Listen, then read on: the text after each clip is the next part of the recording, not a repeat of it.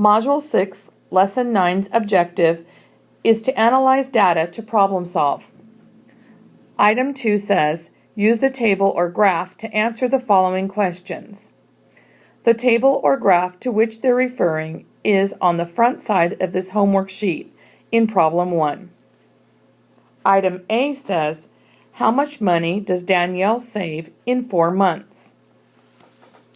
In order to answer this question, we need to look at the table or graph and see how much she saved in each of the months.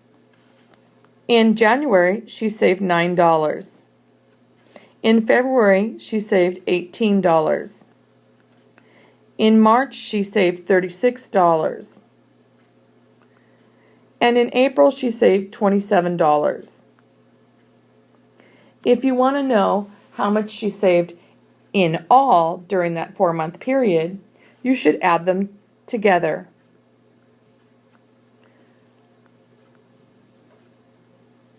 That answer will be the answer to item 2A. It's important, though, that we answer the question in a sentence. Danielle saved blank dollars in 4 months. I better make that look a little bit neater.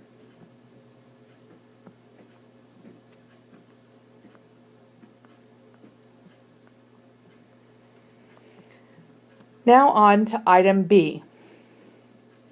Item B says, how much more money does Danielle save in March and April than in January and February? So let's go ahead and underline the important details. How much more money in March and April than in January and February? In order to answer this question, I need to figure out how much she saved in March and April. So I'll write that here on my scratch paper.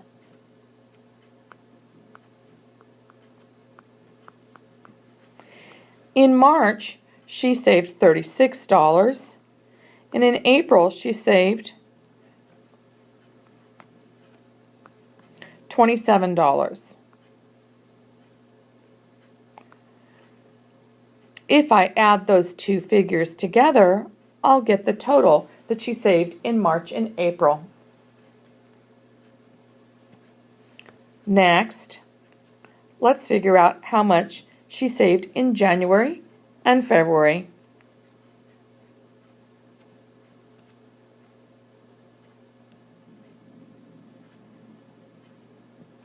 In January, she saved $9.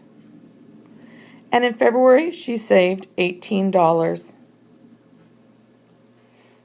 If you add those together, you'll figure out how much she saved in January and February.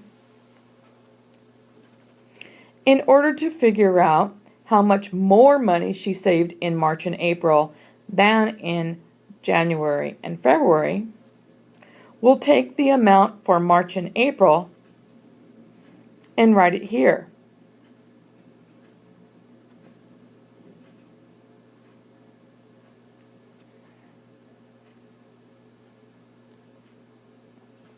And we'll take the amount for January and February and write it here.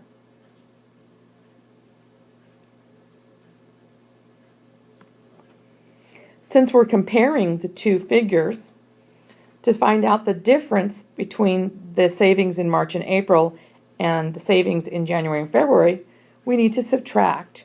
Remember, difference means the answer to a subtraction problem. And that will give you the answer. Don't forget to write the answer in your sentence. Danielle saved blank more dollars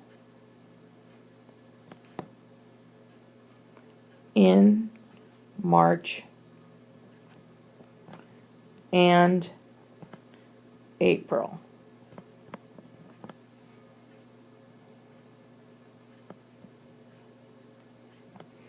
than in January and February.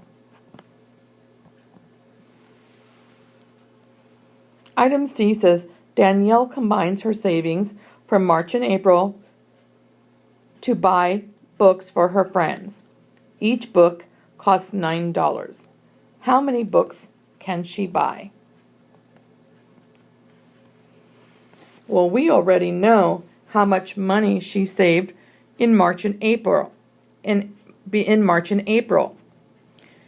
So, if each book costs $9, how many books can she buy? You have to figure out how many groups of 9 are in the total for March and April.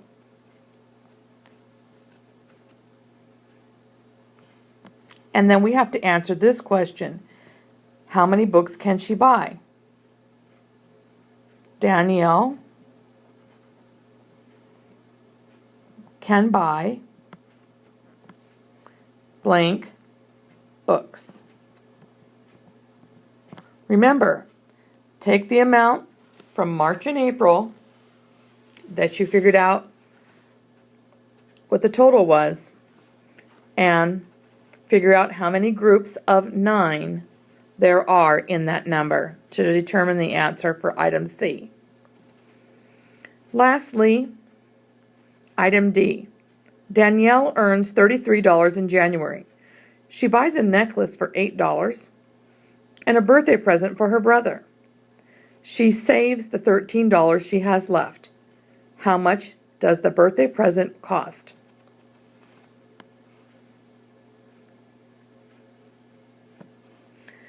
She earns $33. She buys a necklace for $8.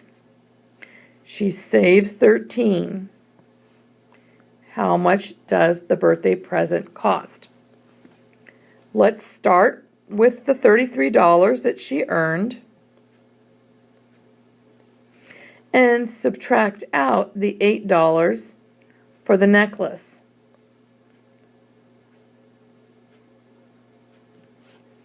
Then, let's take that same amount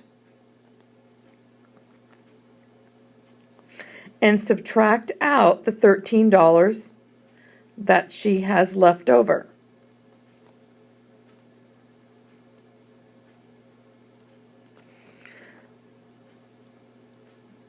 The answer to that problem is the amount that the birthday present cost. When answering the question, we should answer in a sentence. How much does the birthday present cost? The birthday present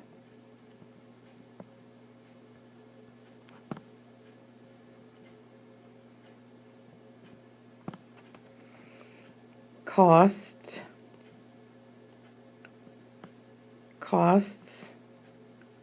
blank dollars.